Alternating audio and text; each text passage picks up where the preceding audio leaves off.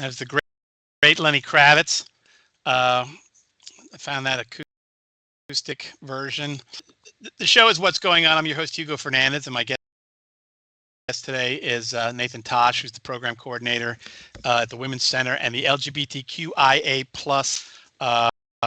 Nathan's a regular guest here on What's Going On, and he's here to check in about the various pertinent things going on with his work, the LGBT+ community at LaGuardia, and including the ongoing issue of pronouns and the upcoming LGBTQIA+ student conference. Found in the announcement there was a direct link to. So I was going to say, Nathan, because we were talking about music ahead of time. I didn't know Nathan might do a music show for us in the future.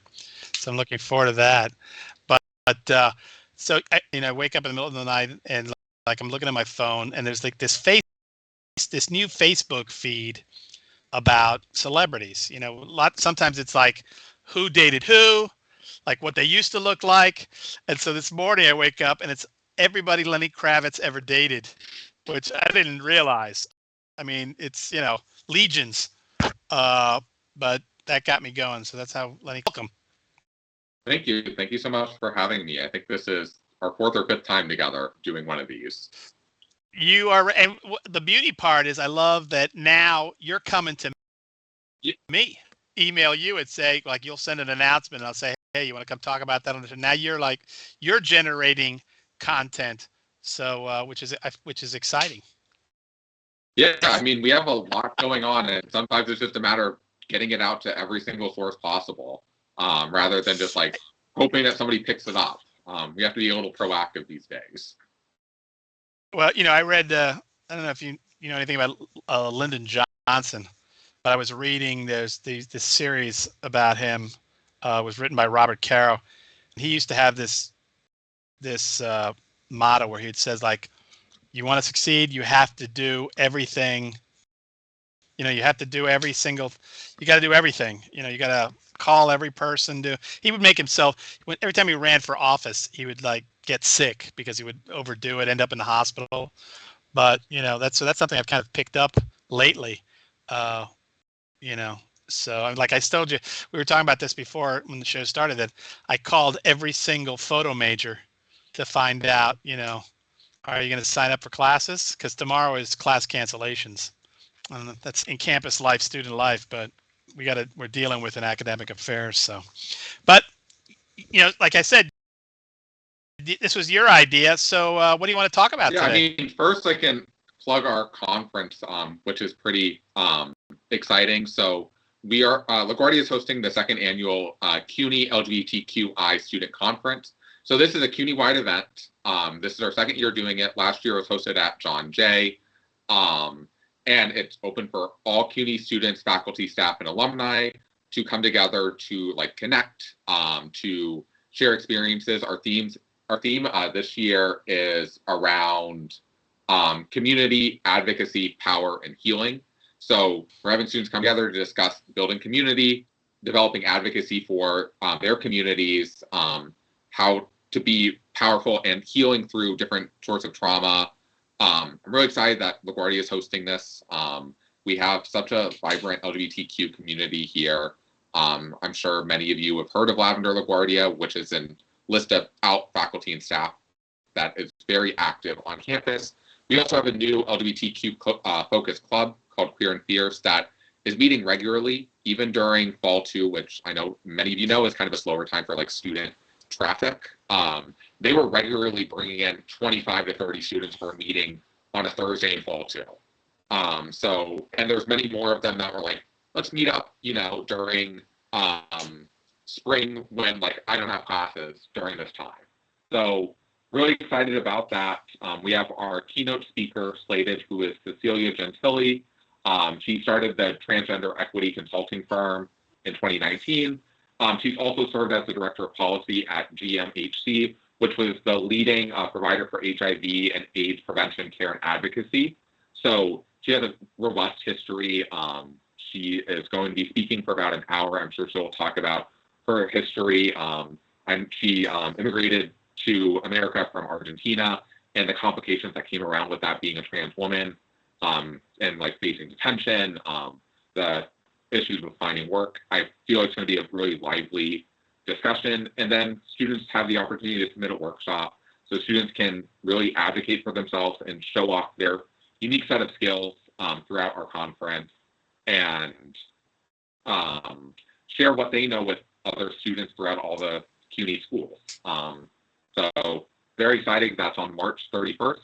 It's happening all day from 9 a.m. to 6 p.m. So even if you can only make part of it, recommend checking it out. As Hugo said, the link is in the announcement. Sign up, join us for a bit of it. There's free food, there's free swag, bunch of reasons to join, even if maybe LGBTQ stuff isn't. Yeah, maybe one of the things we'll do it. We didn't talk to Chris about this ahead of time because I was negligent in actually even clicking on the link to check it out ahead of time. But maybe after the break, we'll have Chris. Maybe Chris can like go on his computer. Chris Pope, our engineer, the man behind the scenes, and he can open up the website and we can piecemeal it out. How did LaGuardia get this as get to host it? And this is going to be what do we call it now? It's not virtual, no, or is it virtual? Is it virtual as well? It's in person, so it's fully in person. There's a few elements that might be like live streamed on like Instagram, but like it is tailored to be an in-person event. But the way that like LaGuardia came about is so there's a larger LGBTQI CUNY council that consists of like a bunch of different subcommittees that do different things around CUNY. So I'm on this, and I work with like a data request, which doesn't sound fun, but it's basically like the forms that students fill out if they want to change their names, and what does that impact. But this group decided to put on the conference last year, and they wanted to move it from borough to borough. So last year's was in Manhattan, and this year they were looking at Queens. Queens feels pretty still central, so getting students connected. So our options that they were really considering were LaGuardia and Queens College. And just from everything, LaGuardia seemed like it had the most resources and was easily connectable for so many students. And we have, again, such a lively LGBTQ population on campus already to just like continue to bring people in. I mean, we have the archives hosted here, which has like one of the largest LGBTQ collections in the entire city. So, and that's literally right next door to the main stage theater where all of this is going down. Oh, so it's LPAC? Wow. Yes. When you were talking, I realized, yeah, if I were planning a CUNY-wide event and I had to pick between, we've got the 7, we've got the E, and we've got the E and the M, we've got the N, R, whatever, all these stations, like, within a 10-minute walk, and then you're thinking you're posing that with Queens College, which, look, I like Queens College. We had our graduation there, but to get there, if you're not in your car, and you got to schlep it there on the transit. That so that's one thing we could say about LaGuardia, and we've talked about this all the time, is that we're so we're 15 minutes. I like to say we're 15 minutes from Broadway. On the 7 train, you get on the 7 train at 7th and 42nd, and you're at LaGuardia in 15 minutes. So that really makes us a good destination for these kinds of CUNY-wide events. Yeah, no, it was really a lot about location and how much, activity is already on our campus, and like really honoring that, because I have slept out to Queens College before from my home, which is in Washington Heights. Oh, man. And like that was like a 2-hour party, and like I am a true New Yorker in the sense that I only take the trains. I almost never take a bus. So I was like, oh, I get to take a bus for the first time in like 2 years. Oh, I love the bus. Well, my father was a bus driver, so I have some sort of bizarre DNA thing about riding buses. But yeah, you definitely got to do a bus from Flushing. So so this is quite a coup. And I see Chris is on the website. So again, when we go to the after the half hour mark, maybe we'll go through the site. But you said you'd wanted to talk about other things, and while you were talking, I remembered there's a new thing for advisement going on where we're calling it, I think they're calling it advisement 3.0 now, and where there's letters that are going emails that are going to go out to all students about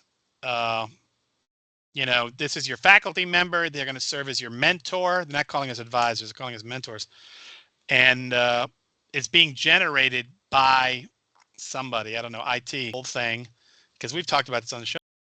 But pronouns. One of my colleagues, Sarada Sarada, yeah, I better look that. Was saying to me, or saying in the meetings, the first question is like, if there are going to be pronouns in that email and it's representing us, they better be the proper pronouns. So how's that going with pronouns on campus? What have you heard about that lately? Yeah, I mean, that's just sort of like a nightmare with the autofill stuff. Like, even when I have to do occasionally I have to submit things to Hobson's, and Hobson's always recommends that you do the autofill, and I always try to avoid it because it pulls from random locations, and it takes issues. We fully have students who have legally changed their name, but when you do a legal name change, once you've started here, your name is sometimes stored in a random location, even though you've legally changed it, not even just the preferred name. And sometimes that autofill will still pull that original name, and that's a legal issue, which just makes it more and more complicated. Autofill and CUNY First stuff is hard because if you've ever seen somebody who has a preferred name in CUNY First, or they've selected a different gender identity, it kind of just shows up in a random field, and some programs don't update it or don't update based off of that. So at LaGuardia, I know many professors use web attendance. I think we're getting rid of that. But for a while, web attendance was fully only pulling from legal names. If you submitted your late, your professor got your original name. If you filled out a preferred name form, it never updated web attendance. You would have to manually add in a nickname. And it sometimes just takes a switch. IT sorted that out within 2 weeks after it was brought to their attention. But it's just sometimes it's the switch and nobody's thinking about that. But now we have to be a little, I guess, cognizant of it because we have some legal protections behind it. So in New York, we have 2 laws that are really important to pay attention to. GENDA, which is the Gender Expression Non-Discrimination Act, and the GRA, which is the Gender Recognition Agreement, or the Gender Recognition Act. The GRA is the more important one and the simpler of the two. So that one basically says if anybody goes by any name or uses he, him, she, her, they it. Additionally, if you're collecting information on gender, so Hugo, if you decide to put out a form for your students and you ask a question about gender, at minimum you have to ask male, female, and X. X is sort of just a marker for anybody who does not identify as male or female. Legal code for driver's license and legal document. You can expand upon that X. So if you want transgender, non-binary information in there, you could do that, but at minimum you need the X. So it is kind of important because one, we want people to feel they're being represented, especially in your example of advisement 3.0, where if somebody's name is getting attached to an email, you want to them. If somebody was sending emails from my email account and it wasn't me, I would be pissed, even if they got all my information right, just because it's not my email. Well, that's a whole nother issue. Yeah, right. That's a whole nother issue, which is I think the term that people kept using in the meeting was creepy. And I don't know how academic that is as a term, but it got the idea. I mean, I think what was fascinating is, we were on that topic and we hadn't even seen the language. I don't remember if anybody had ever shared the language, because I don't know if you technically, when you speak, you use any kind of pronoun. I mean, when you're writing something, I don't know if I would ever use a pronoun but referring to myself. I would never refer to myself in this whatever it is. So I'd always say I, right? But Well, yeah. it's So generally, when you're still a writing, concern. for yourself, you would use you or I. But I also like in the point that you're giving, like if this person's pronouns, like maybe they have them in their email signature of just like like they them. If that part is just not included on there, and like maybe the student reaches out and is like very adamant of like I'm going to call this professor Mister, and like they're just like I'm not a Mister. Like it sort of gets into that complication. It's just a matter of like you want people to be able to be representative of themselves. If somebody wants like a email signature where you input pronouns, like I don't think that would be too hard to input. Realistically, it's just a little bit of extra work. I think it was the notion that since IT was sending it on our behalf, the first assumption was that it was from them about us, and there, of course, the pronouns would eventually end up, and if the paragraph is long enough. I had, I've been dealing with. I had an issue. This is good, and in the beginning of the semester, especially when I'm using somebody else's syllabus who already has it built in.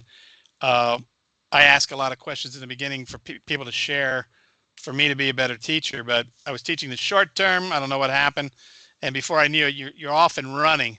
But I had certain students. I had two students who had they had name changes, which interestingly enough, there was a note in the web attendance for it. I had three different students who were changing their names as part of it, but it never got into the pronoun thing. And at one point, I was actually making assumptions, and then I realized, oh, that this is a mess. I didn't, I really needed to get this, to establish these ground rules day one. And so as a result, I've been, I don't know whether hyper vigilant or hypersensitive, and just find myself making all kinds of mistakes. I don't know whether it's because I'm tired or what it is. Teaching in the short term is a very intense experience, but it's been interesting. So, and I always think of you, obviously, when I start. And I got to tell you, I'm 60 years old. There's a part of me that like I'm saying, so if it wasn't bad enough that we got on the pronoun issues, I also referred to an entire group of people by a term which was no longer appropriate, and I got called on that too. And I started thinking to myself, like, I don't think I'm going to make it. in the kind of change that's going on in the society, I feel like I'm going to wake up one day and just say, you are, you're done. You're an anomaly. And do you think that people are experiencing that kind of feelings? I mean, I'm sure that people feel it, and also people feel complications to change. If you feel strong in something, or like you're used to something, if sometimes somebody decides that like, hey, this is going to be different, it's hard to just like readjust. I also know that like if you're cognizant of mistakes and then you realize that you're making them, you end up like noticing that you make them more often. I don't necessarily think it means that you're making more mistakes. It's just that you're more cognizant of those same mistakes that maybe you've possibly been making. But right. I mean, the art for like our newer students, like Gen X has like the highest rate of people who are already identified, or not Gen X, Gen Z already has like the highest rate of people who are identifying as LGBTQIA plus in some way. I think like for most generations, it's around like the 4 to 5%. And then for this like newer generation that's coming into college right now, it's closer to 20. So like there's just going to be a lot more, and like especially around LGBTQ stuff, because there hasn't been a ton of like connection within communities for so long. Like you kind of had to be silent about so many things. Language is updating quite rapidly. And like I do my safe zone trainings, which are like bare bone trainings to like get you up to date on LGBTQ language, legal stuff, and like how to use terms and when not to use them. And like if I gave the training that I gave 5 years ago, it would be a different training than the one I give today because the language has changed so much. So like there's information that just like updates. There's things that come and go with time, and like it's sometimes just like taking the time to research it and like figure things out. I think like the most common example, sometimes you see this word is still used, but like you may occasionally see transsexual still used here and there. Not a term that's like widely used among trans people anymore, but like it was coined all the way back in like the 1920s by Magnus Hirschfeld, who's a famous German scientist who did the first, at what they called at the time, a sex change operation. But fun fact about him, if you ever look up like the Nazi book burnings, if you ever see an image of them like burning the books, 9 times out of 10 it's his library. Really? So, yeah. So Hitler, I think, said that he was the most dangerous German to exist. Wow. But like, so the word transsexual was used for so long, it has a historical meaning. So like, generally applied to both trans men and trans women after they've undergone a number of like hormone replacement therapy or surgeries. Now we use like transgender more commonly, which refers to anybody who just does not identify with the sex they were assigned with at birth. So like the term has become more broad to encompass like the need for like some people like never get the opportunity to maybe do any surgery. Some people don't want it. Some people just want to exist in like a genderless world and break those notions, and like those are all valid things. I even think of like Marsha P. Johnson, who is a famous trans woman who did so much work here in New York City. She's often credited as throwing the first brick at Stonewall. There's like an interview that she's done where like she mentioned something along the lines of like, I'm nothing more than a drag queen. I'm a failed transsexual. And what she was talking about is that she never took the time for herself to like get surgeries or to like take care of herself. She was doing so much community work. She was like running STAR, which was the Street Transvestite Action Revolutionaries, which was housing so many like trans people in the city during like the 80s and 90s. She was doing so much important work that she never got like those surgeries or like did the things that maybe she wanted to do in her life. But because of the terminology at the time, she was like, I'm nothing more than a drag queen, which in today's standards, like, you know, if we talked about gender, like it would not be that. Same thing, like drag used to be a lot more closely associated with trans people, and now it's really not. Right. And like things just like change quite rapidly. Yeah. I mean, the way you're talking, and I started thinking to myself, by the way, I'm getting some sort of echo effect. I don't know why, but like, are we going to get to a day where there won't be like people are just not even going to be gender anymore? Like, you know, people talk about getting beyond race or getting beyond gender. I mean, obviously, you know, we've learned that every stride towards, you know, personal freedoms or civil rights, equity, there's always pushback. But the ideal become where, you know, nobody's asking you what your gender is. You know, people are just who they are. They are elected to who they choose to be, and we're not gonna have gender will stop being an issue.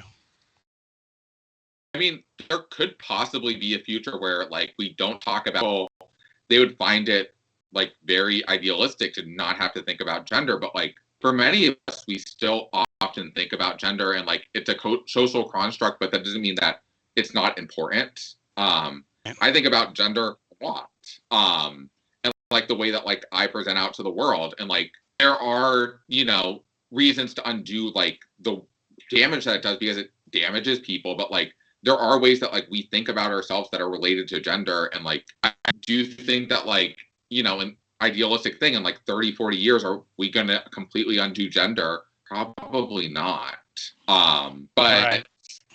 like there are, I think, notions where like we can be more explorative towards it. I often like, I know I was doing a recent presentation around HIV and like transmission, and for so many different groups, like the number has been like steadily dropping because treatment is so readily available.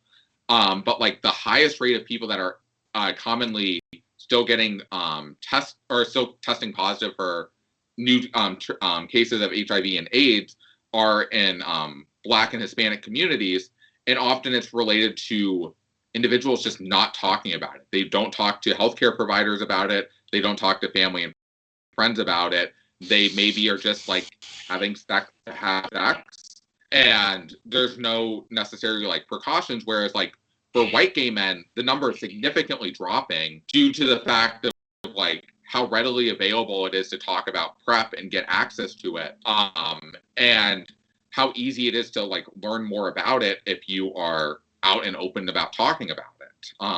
But like now there's being made changes even to that process where like you can like literally fill out a form online and start getting it sent to your door. And that'll like prevent most transmissions of HIV and for sexual activity, which could be like a huge benefit for so many communities, but like people still have to talk about it and like make sure that like people are aware of like, hey, there's this resource available for you, even if like you don't want to be out or part of a specific community. It's 1:30, so we should just do a quick station break. The show is What's Going On. I'm your host, Hugo Fernandez, here at LaGuardia Web Radio. And my guest today is Nathan Tosh, who's the program coordinator for both the Women's Center and the LGBTQIA plus Safe Zone Hub. He's a regular guest here on What's Going On, and we're checking in about various issues that are pertinent to his work with the LGBTQIA plus community at LaGuardia, including the ongoing issue of pronouns, which we've been talking about for the last 15 minutes, and the upcoming LGBTQIA plus student conference. So what I'd like to try to do, and hopefully our engineer, Chris Pope, was behind the scenes. Chris is going to open up the website so we can get it, and Nathan can share any high points he wants to touch on. So I'm actually gonna go. I gotta open up my Twitch so I can see what Chris. Okay, so Chris has got the site up there. So what? And I guess you can't. You're not gonna be able to see it, Nathan. No, I cannot. So, but I can pull it up on my. Well, you're not watching Twitch, so let's scroll down, and the first thing. I gotta wait for Chris to scroll though to see it on my on the. Okay, he's scrolling now. So obviously there is a reservation as well as a way to follow. They've got the date and time, which is March 31st, Friday, March 31st, from 9 to 6. You've already mentioned that. It's going to be in the E building, right? E243. Yeah. Is the main location. Yeah, so well, that's the LPAC. Yes. With a little map here. And then we're scrolling as far as it goes. There's got to be more. I think because I was looking at it's got the agenda there, and that was something else. So and our special guest, who you mentioned before, you'd like to keep going down, Chris. Maybe I'll see the guests. Our guest identifies as. Scroll down. So, I mean, I can speak a little bit about. Cecilia Gentile. Yeah, Cecilia Gentile. She's a trans woman who has done a bunch of activist work here in New York State. As I mentioned before, she started the transgender equity consulting firm beginning in 2019. And before that, she was serving as the director of policy at GHMC, which is the leading provider for HIV and AIDS prevention, care, and advocacy. So she's done a lot of tremendous work in the community. And she also has such a powerful individual story, immigrating here for safety as a trans woman, dealing with detention centers, having to go through the process to survive. She's quite an incredible figure. She's also been featured on Pose. She's played Miss Orlando on Pose, if anybody watches Pose. She's a New York Times writer. You might occasionally see some pieces on the opinions column from her. She's just brilliant. She's somebody that I'm very excited to hear from. So she's going to be our keynote. Yes. Great. Chris, let's scroll down. Look, there's a button to press about the agenda. We've got our little LaGuardia logo. Oh, look at what's this new? Oh, that's the CUNY Consortium. I've never seen that logo before. Yeah, so You want to talk about that for a second? yeah, so the CUNY Consortium is also hosted here at LaGuardia. So it was founded here with the LaGuardia and Wagner archives. There are two co-directors, so it's Dr. Ali Brashears, who is a professor here at LaGuardia in biology, and JC Carlson, who is, I believe, the program coordinator or the director for the LGBT Center at Queens College. They handle a massive amount of funding, like it's somewhere around $500,000 to $1 million a year, dedicated to LGBTQ programming throughout all of CUNY.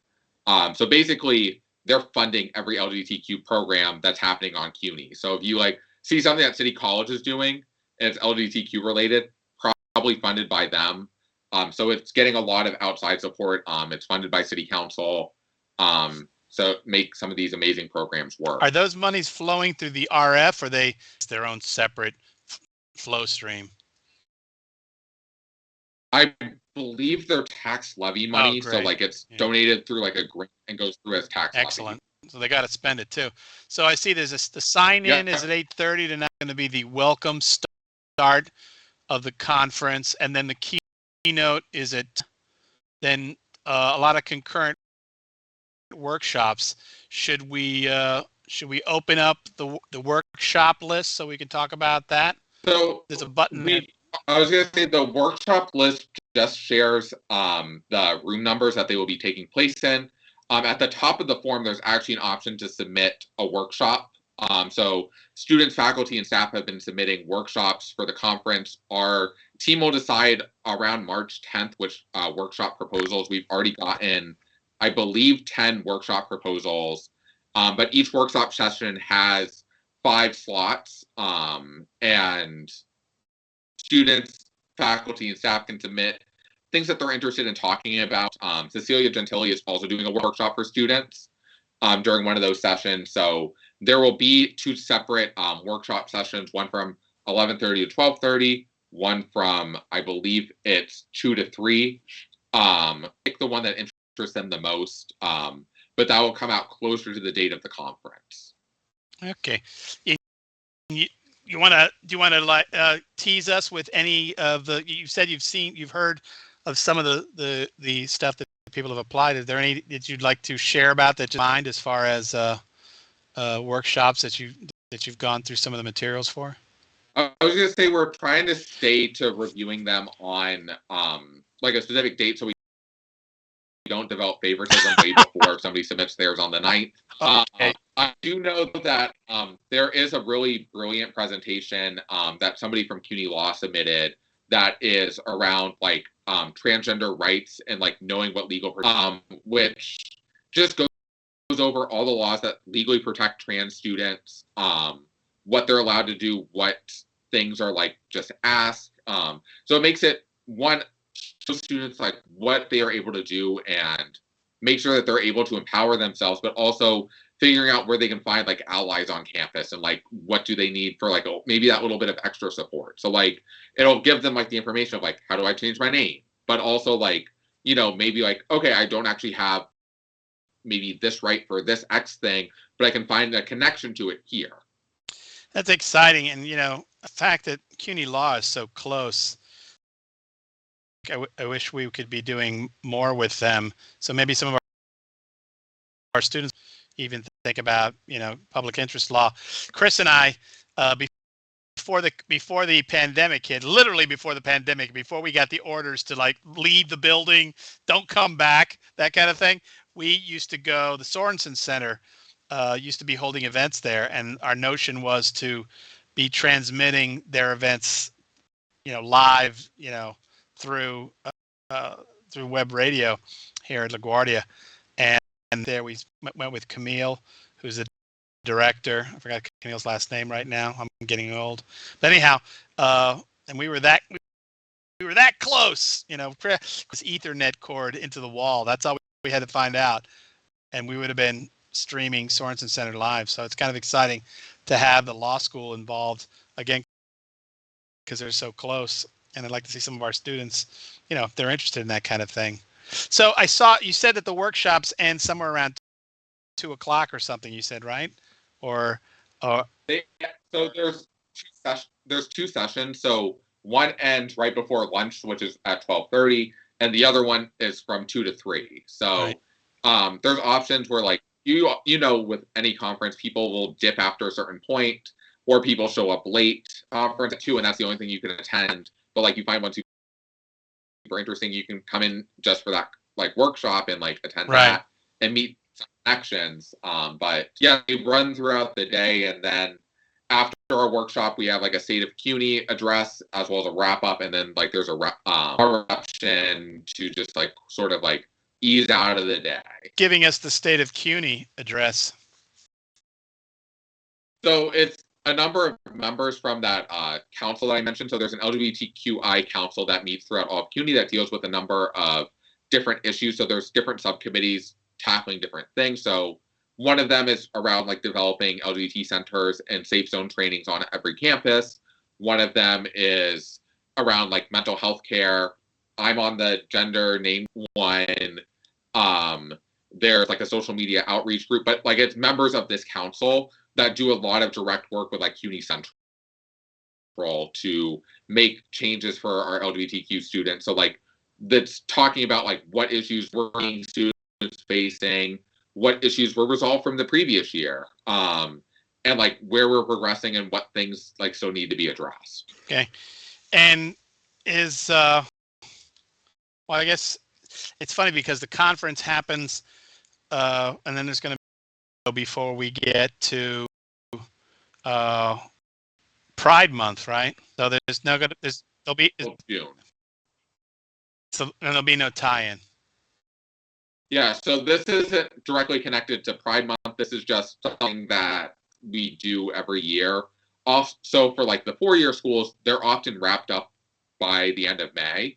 So, like doing anything in June, we're almost excluding all of those students. Right, and we I'm just wondering if it to ramp up. I know one of the things that we all the months are starting to get chopped up now, and people have to, and we always have to talk about this. Like, yes, we have Pride Month, but LGBTQIA plus issues are a year-round experience.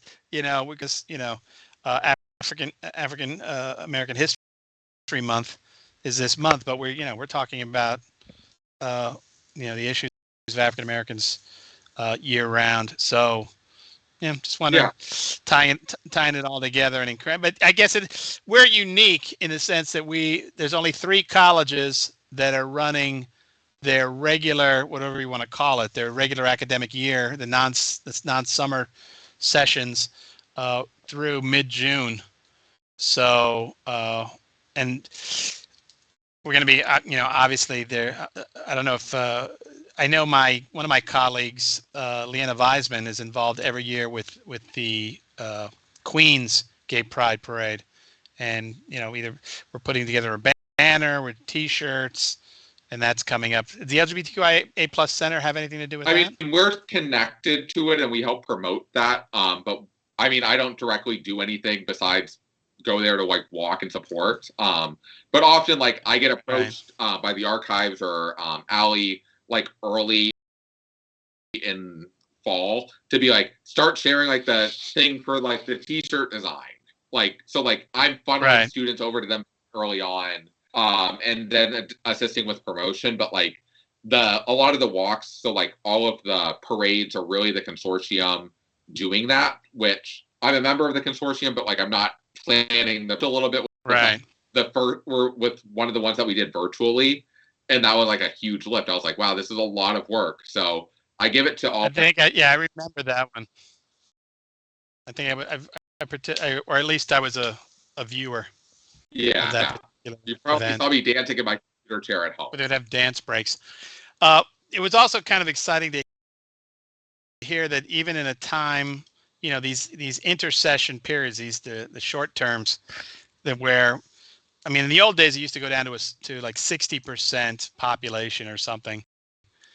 That, and particularly clubs, which are almost impossible to keep the nature of the 2-year college where students come and go so quickly. That you've got a club that 20 25 is a really good number for turnout. Yeah, I was going to say, yeah, for 2025 for fall two was kind of an incredible turnout. And like, again, there were more students that were like, I'm not really on campus during fall two. So like, I'm not going to show up to the meetings, but like, I'm excited for spring. Like I have this block open. So we're hoping for even, but like such a lively group of students. Their club name is Queer and Fierce. So like they're styling it as Queer AF, but which is kind of cute. And like they're going to be doing a lot on campus. I think oftentimes from everything that I've heard, like the LGBT club on campus does a lot. And I think like even if we think back to like the old Saga days, like Saga did a lot. So like this is different, but still doing a lot. Very excited. I remember Saga, and I'm trying to remember who for many, many, many years had been the faculty mentor. And I think she was in social science, and I can't remember now her name. It's funny how people moved into the period of the show where we usually talk about the future. So do you want to talk about any initiatives that you're working on for, whether the near future or projected future here at the campus or CUNY? Yeah, I was going to say there's a lot of things going on. One, we have Women's History Month as well coming up. I'll plug our other programs. So we have a number of visiting artists. We're focusing on women in the arts. So there's a number of events coming up in Women's History Month, which I think you sort of mentioned like the Heritage Months and like the ways that like maybe we want to do things all year round, but like it really galvanizes. Sometimes it can be really galvanizing to like have the History Month to like promote. Right. No. Or like, obviously these aren't all of our women focused events that we do every year, but like a good number of events are coming up around like visiting artists. I think I mentioned earlier, like we have Legacy Women, which is a musical group performing in the gym on the 30th. If I get that, maybe it's the 29th. Don't have the date right in front of me, but like for the new student orientation, or is it whatever kind of welcome the students are getting in the gym, they're going to be performing there. So like there's a live music act, there's visiting artists coming in, there's going to be a showing of like a poetry and art showing on campus. So like a lot of kind of fun art stuff that's really excited to get behind. We have a number of events coming up throughout the year. I know our club is planning a number of things, including like a Vogue workshop and trying to do like an end of year drag show to bring pride into June as we're doing things and on campus, which is going to be fun. And then we continue to hope to just like continue to make change on campus. I know with we have like a wonderful set of people in IT and IS right now. So like as many people who are listening probably know, most of CUNY and LaGuardia were making the migration to Microsoft 365 and all of their programs. And there's been an issue where like it's pulling people's legal names again. Again, it's one of those like autofill things. Really have to give it up to Yetmir, who's over there, who has been like sending me every update possible. Like, I met with CUNY Central. Here's what's going on. Here's what we're proposing. Like, it's kind of an incredible allyship to have.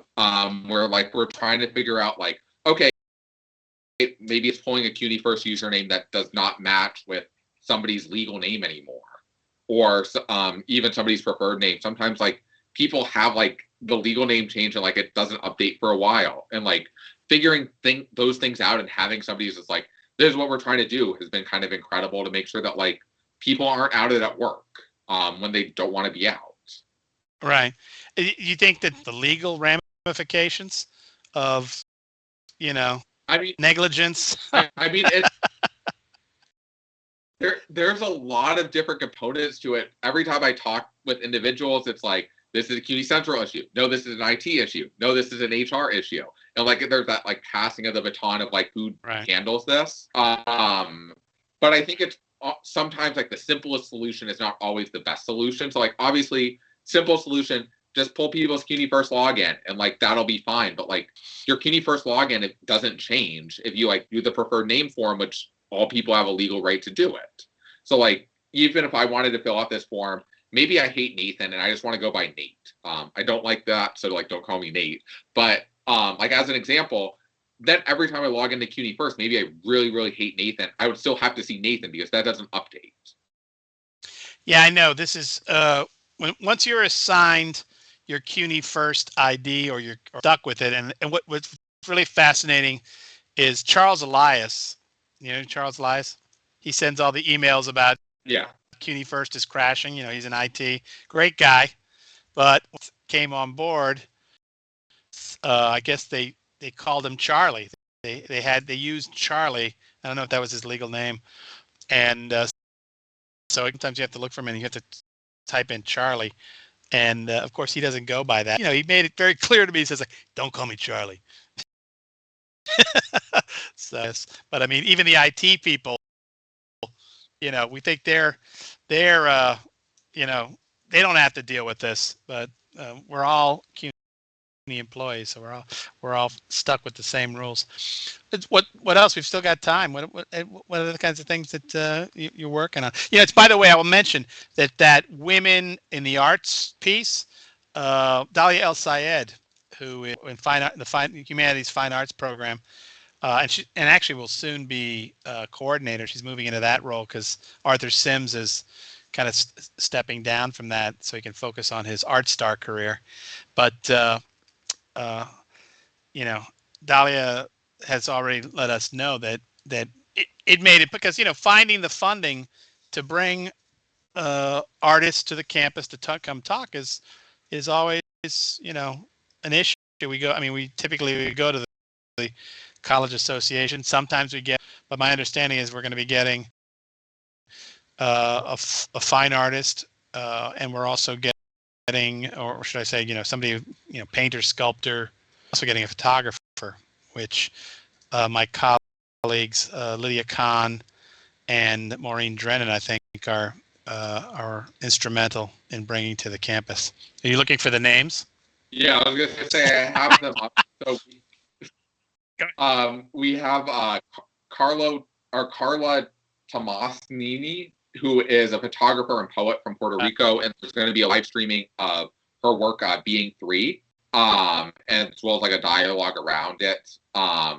Samantha Box, who is a Bronx-based photographer, and Melissa Misla, who is a mixed media artist. So we have people coming, and then on the 29th again we have Legacy Woman, which is an traditional all women musical in like Afro Dominicana and Afro Puerto Rican traditions. So should be like a very lively music performance as well. So we have a number of different artists coming in, which is exciting. And this was a collaboration with the Fine Arts Department. So glad that it's already getting shared and promoted. All right. And yeah. It's great when we work together. We can make things happen. We got about 3 minutes left. I wanted to, before and we'll be closing with Lenny again, but anything that you haven't had an opportunity to say yet, or talk, or things you want to mention, people you want to thank, any of that kind of stuff? Yeah, I mean, I can say if like you are interested in these conversations around like LGBTQ stuff, please reach out to me. My email's on like either the Women's Center or the Safe Zone Hub's website. We do these regular trainings that can be done at your request around LGBTQ knowledge. You do not need to know anything going into them. I kind of start them at the base level of like, maybe you heard that a gay person exists, and that's where your knowledge ends. So like you don't need to know anything. It's a judgment-free space. You can ask me just about any questions, unless you're like asking a question about like somebody's genitals specifically. It's like fair game to like figure something out. So like I offer those trainings. I want to thank, of course, all of the incredible people who are doing great LGBTQ related work on campus. Just like off the top of my head, Sarah is working on some really great trainings coming up. Chelsea Del Rio is really holding down the fort with Lavender LaGuardia and handling so many student issues and addressing them directly. And Dr. Alarie Brashears, who's managing this entire consortium fund. I believe Poppy Slocum is stepping in to help with some of that because it's just so much work. So thank you, Poppy, as well. There's a lot of things really going on campus around LGBTQ stuff. Feel free to, the club is opening their doors for faculty and staff to join them as well. Every session that they've been doing like a small like history. So they're focusing on LGBTQ history and representation. So like they'll do like an hour-long presentation about a different topic. So like maybe it's like how Thai people represent LGBTQ people in media. And then there's an hour of socializing. So students get that social component. So a lot of amazing stuff going on. Sounds like it. I'd had it in before. We're almost out of time. So the Queer and Fierce Club, do people all identify as queer in the sense? I mean, is that a unifying word? So queer is not always a unifying word unless like kind of identified as. So like generally most people aren't going to say anything when you talk to somebody as a group. So like if you talk about like a larger queer community, nobody's going to for people who don't identify as queer. So like it's for people, for LGBTQ plus people and allies. But there will be some people, generally people who are older or people from the South, that do not like to self-identify as queer. Generally, best case of practice, if somebody comes to you and they introduce themselves and they say they identify with queer, gives you permission to use it. But if somebody's like, hi, I'm a gay man, that's not giving you the permission to call them queer. You wouldn't do it. Okay, we're going to have to leave it there because we're out of time. So the show was What's Going On. I'm your host, LaGuardia Web Radio. And today my guest has been Nathan Tosh, Program Coordinator in the Women's Center and the LGBTQIA plus Safe Zone Hub. Nathan's one of our regular guests here on What's Going On and came in to check in about the various issues that are pertinent to his work with the LGBTQIA plus community here at LaGuardia, including the ongoing issue of pronouns and the upcoming LGBTQIA plus student conference. Anybody who can be there or be square. Square an okay term? Yeah. Thank you. To our my engineer, Chris Pope, who always every once in a while I find a way to throw a monkey wrench into the works by asking him to do something. So thanks for that. And we're going to go out the way we came in with some acoustic Lenny Kravitz. Thanks for watching and listening. Bye.